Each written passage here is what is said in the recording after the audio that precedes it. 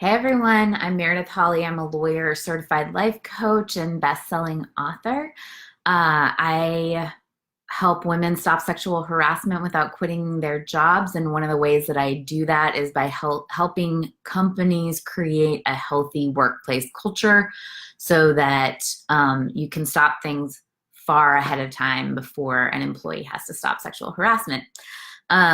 So today I want to talk to you about the one thing that makes it, hey Betsy, let me know if you can hear me.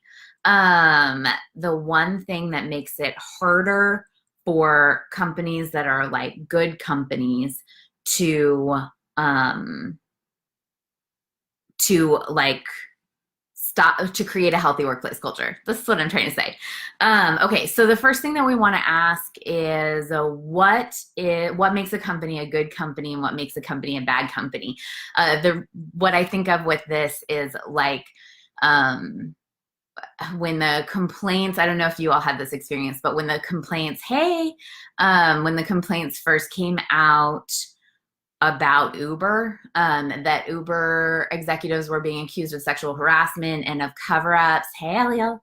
I had a lot of people, I was traveling at the time, I was at conferences, and people would say, oh, we need to take Lyft, not Uber, to wherever we're going because Uber is a bad company and Lyft is a good company. And so my takeaway was when we're thinking about a good company or a bad company, I think that we're like calling companies bad when we're thinking of them as treating employees as just like widgets that are there to make money, not like humans, treating employees like numbers. We're looking at companies that are only interested in short-term success, not long-term impact. And then we think of good companies as a company that cares about the impact that they're making in the world, about what they're creating, a company that's willing to invest short term to make long term benefits, and a company that cares about its employees and its employees' health and what their experience of the company is. And partly because the companies often know that when employees are healthy, when they have a healthy culture, they're more productive and more effective. In the research, this like plays out. So there was a Harvard research study last year that said one incident of a complaint of sexual harassment that goes into the news affects the entire public image of that company. So when the public hears about one example of sexual harassment, the public starts to think, oh, this is a bad company. There's something like systemic that's wrong with this company that's making it bad. But then the research study also showed that if the company responded effectively, if they cared about the employee's experience, if they gave good information and had a positive response, like an effective response to the harassment, then it reduced the public image the public perception that it was a bad company, right?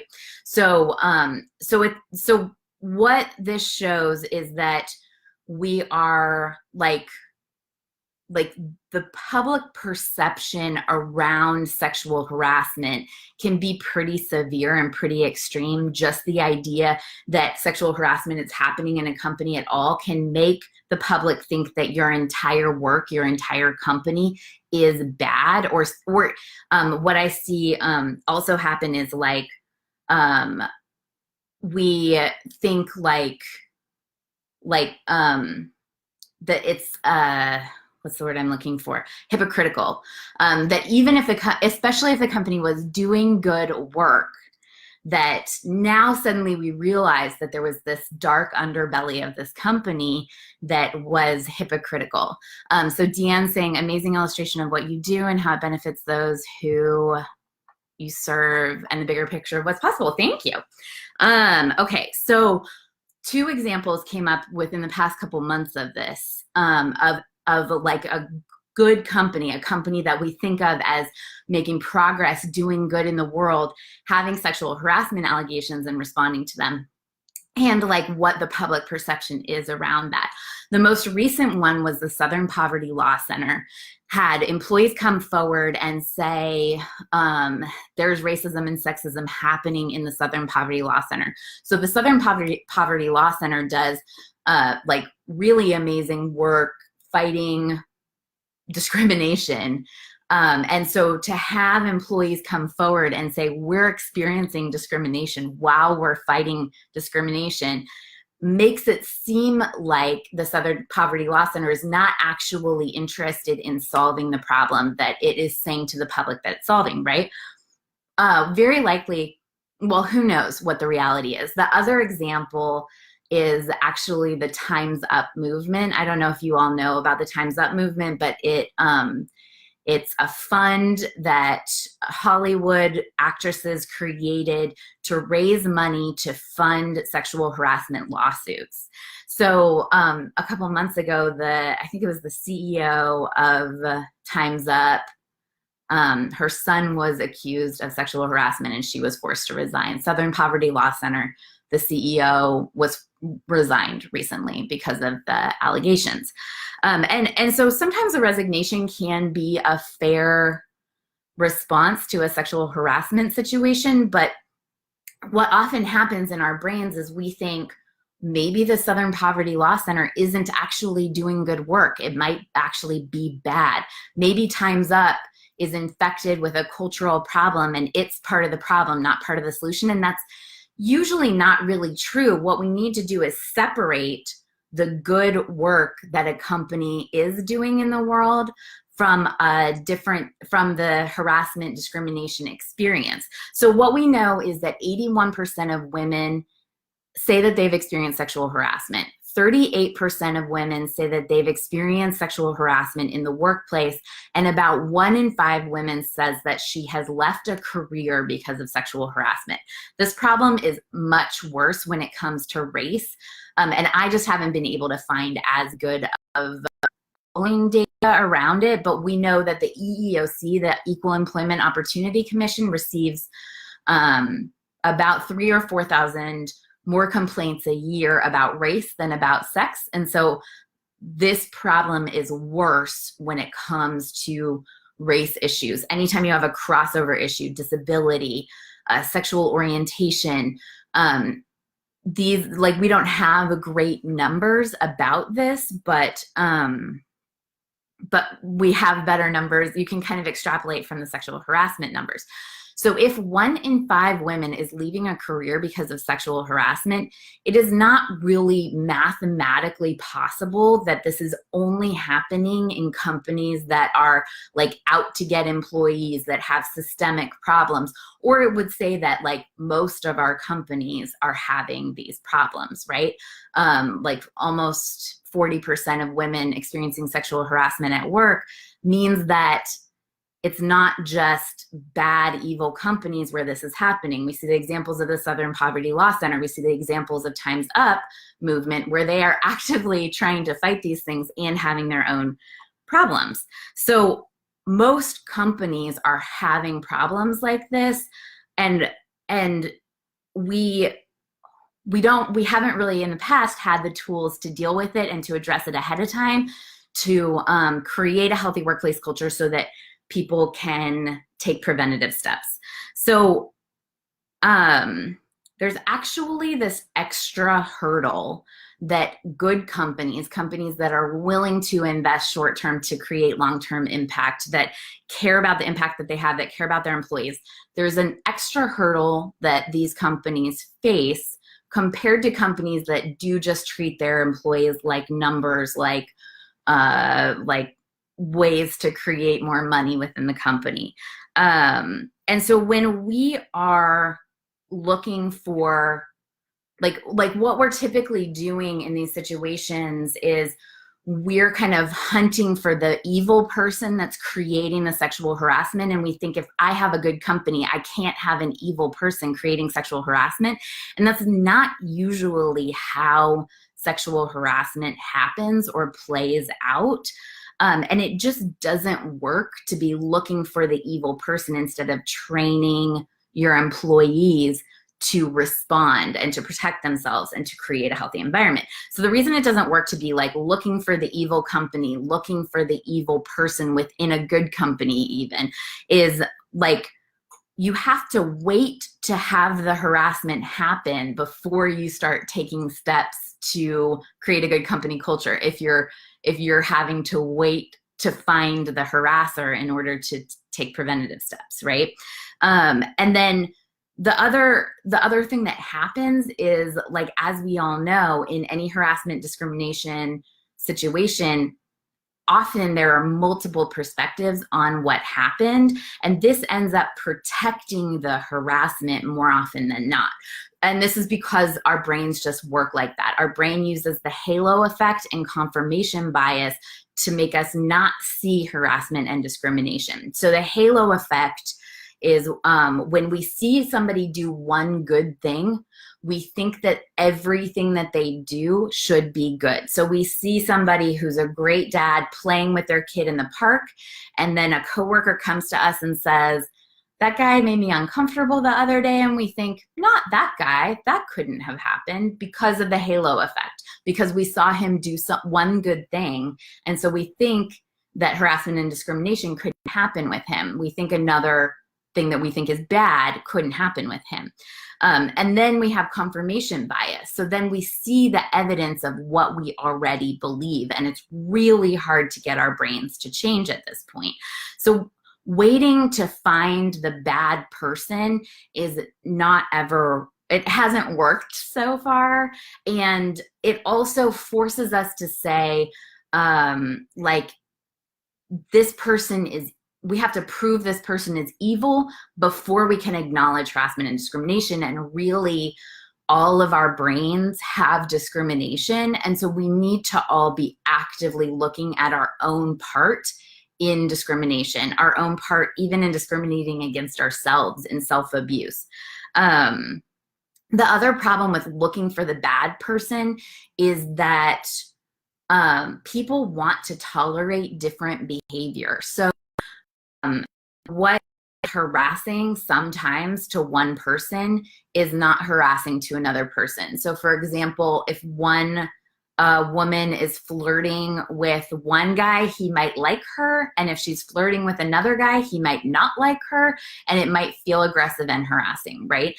It doesn't mean that she's acting appropriately just because one person likes it. A joke might be funny to me that is not funny to somebody else, and that is offensive to somebody else. So if we have to prove that somebody's evil before we can address inappropriate jokes, touching in the workplace that is not safe, all of these issues, whatever we want to tolerate, that it just isn't going to happen, right? We're waiting for something that we're not going to find, and it's just not working. So we know from EEOC statistics that about 75% of harassment and discrimination goes unreported. And so what I see is that instead of waiting to find the bad, evil person, what we need to do is we need to train employees to be willing to stop behavior that they don't want to tolerate and that is draining to productivity, that's not effective in your workplace, and then train them to feel comfortable and create an environment where it is comfortable and possible to report behavior that they are not able to stop themselves. So I'm getting to the thing of why it's harder for good companies.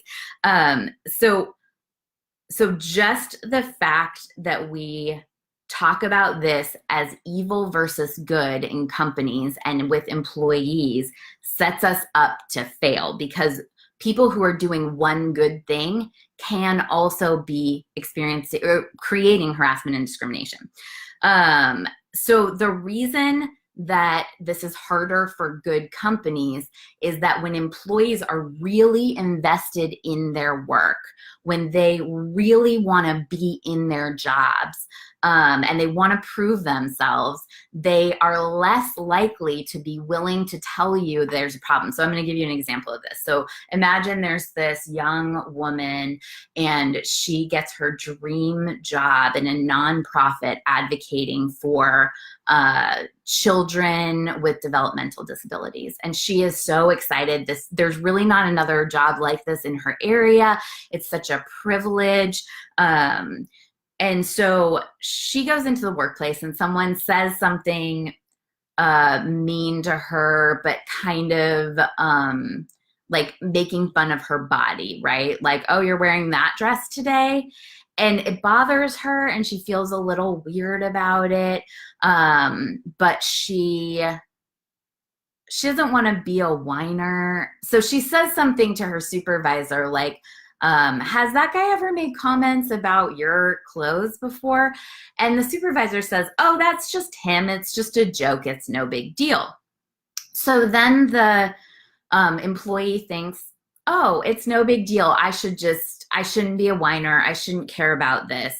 And then it gets worse and worse until the guy is making jokes about her breasts and saying that they're too small and asking her about her sex life. And it feels really invasive and really scary to her, but she's already learned that's just him. And she doesn't want to be a whiner and talking about it. Plus, because that can happen in any company. Plus, she doesn't want to take away from the work that everybody's doing to help these children with developmental disabilities, right? She knows that the guy that's making comments about her is really good at his job. She doesn't want him to be taken out of the company or people to overreact. She doesn't want to overreact. And so she just doesn't say anything. And then she starts feeling anxiety and she's distracted at work because she's always worried about running into him. But since she thinks she's the problem for caring about this, she's not going to say anything about it because it'll hurt the children, right? She thinks that if she says anything, she's actually going to hurt somebody. Her hair starts falling out. She starts experiencing panic attacks, but she still wants to prove that she can cut it in this job. She still wants to prove that she's good enough. And she starts talking to her friends and saying, these things happen in my workplace and they're pretty scary to me, but is it bad enough for me to quit yet? And she's talking about your company as though she needs to prove that your company is bad enough for her to leave. But all she's experiencing is fear. And she doesn't see it as talking about your company being bad. She just is trying to survive, right? She sees this person in her workplace as a physical threat to her. And then she leaves ultimately because she knows she can't complain because she doesn't want to be a whiner. She thinks that if she complains, it'll detract from the work that the company is doing for the children. In companies that are more focused on the bottom line, on money, on some kind of product that the employee is not as invested in, that where it's like just a job, a lot of employees are more willing to complain about minor things in the workplace where you will find out about issues early on, and where you'll be able to address them early on. And employees will come, they're more likely to come to a supervisor and say, this needs to stop now, or I'm going to leave to work at another company where it's just a job. In a company where the employees are passionate about the work, where they feel privileged to be there, where it is their dream job, they don't want to detract from the message the company is sending. And so if you are a manager, if you are a supervisor, if you have employees or a business in a situation like this where you are doing amazing work in the world, where it's a creative company that people feel privileged to be in, where it's a nonprofit that's helping people, where you just are doing good work in the world, you need to be extra proactive to diagnose your company culture and create a healthy company culture for your employees and create a safe space for them to talk about problems because they are extra unlikely to bring it up themselves.